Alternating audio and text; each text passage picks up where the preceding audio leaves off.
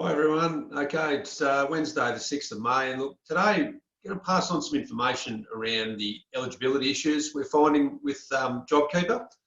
So what we're finding is that there seems to be a material amount of businesses at the moment that are now struggling to meet this 30% decline in turnover, and I think that's happening all around the country. So look, there's a lot of reasons for this, but regardless of the reasons, the test is still based on the one simple measure of turnover. So look, today I just thought I'd go through a little bit of a recap on those eligibility issues that are pertinent to a material amount of people trying to access JobKeeper. So the methods we've got haven't changed. There's the March 19 comparison to the March 20 comparison.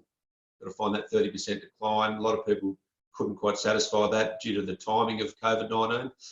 There's also the April 19 to April 2020 comparison. A lot of people are finding that they're meeting that. Some are unable to meet that. Then there's the forecast method of June quarter 19 to June quarter 20.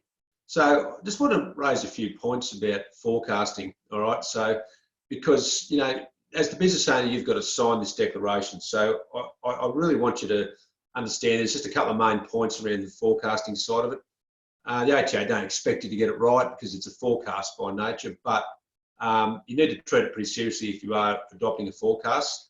So it's the GST turnover decline. So just remember that, everyone. So it's gross takings or revenue minus the GST in those takings or revenue. That's actually your GST turnover. So that's your position for last June quarter.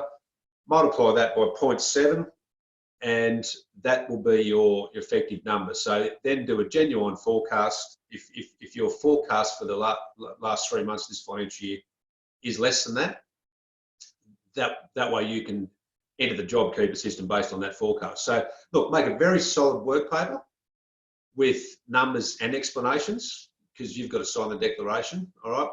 And look, if it's not there, it's not there.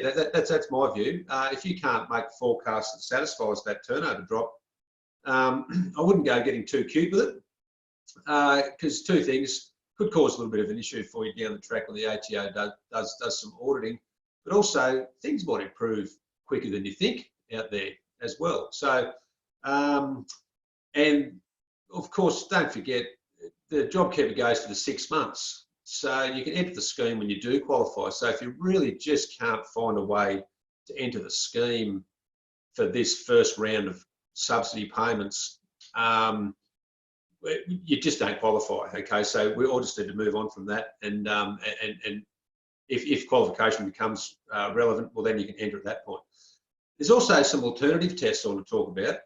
These are specifically separate alternative tests, okay? So they've been released.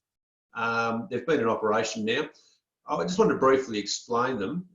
If you might need some more information around these alternative tests if they're relevant to you. So look, of course, contact us or your bookkeeper. Most of the really good bookkeepers are right across this stuff too. So the alternative tests apply in 5 instances, okay? So first instance, new business. So you haven't got a comparable period to last year, i.e. you've kicked off since the 1st of March 19. This alternative test may apply to you. Second alternative test, businesses that have had substantial increase in turnover before COVID-19. So you might have had a business ramping up over the last 6, 12, 9 months or what have you. There's a calculation and set of formulas within the alternative tests that allow growth businesses to calculate whether COVID-19 has affected them substantially enough to enter JobKeeper. And we've seen a few people be able to enter under that test. Businesses with irregular turnover, you might be a project-based business. Anyway, so there's a test for that type of business. There's a specific section 4 on affected by drought or natural disaster, particularly relevant this year in Australia regarding the bushfire season. Okay, so there's tests there for you if that applies to you. The 5th one being recent business acquisition or disposal that's changed your turnover. Okay, so look, those alternative tests are there. If JobKeeper is something you need to look at, and you don't fit that vanilla slice mould of the comparison with either actual or forecast, those tests are there for you. Okay, so they're all very specialised tests. So if the Treasury fact sheets don't make any sense to you, obviously don't hesitate to call us or your bookkeeper. But look, my advice, if you're largely unaffected by COVID-19, or you're affected around the margins. When I say the margins, you've had a hit to your net profit ratio, or your gross margins are down, 10 to 15%. Look, we've all just got to carry on. Okay, so I think anecdotally there's some signs of life out there. There's people busting to get outside. You've only got to look around. Well, we're based in Ballina here, obviously, and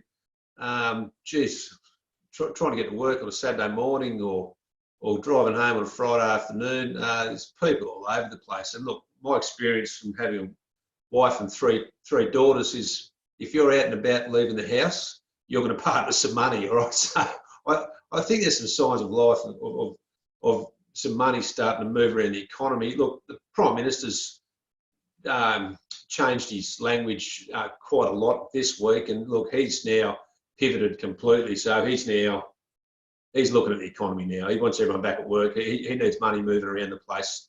The quotes that it's costing the economy $4 billion a week just with these restrictions that we're already in. So look, I think there's been signs of life. Yep, JobKeeper's up and running and operating. A lot of people have entered it. A lot of people are eligible. This message is to those that haven't been able to find their way through into eligibility. Look, got to look on the bright side. So look, everyone, just stay positive. Exercise. Contact us. Contact your colleagues. Keep talking to people, because we still are in a little bit of isolation, obviously, on the fridges, particularly at home. And look, let's just keep carrying on, and we'll all be in contact soon.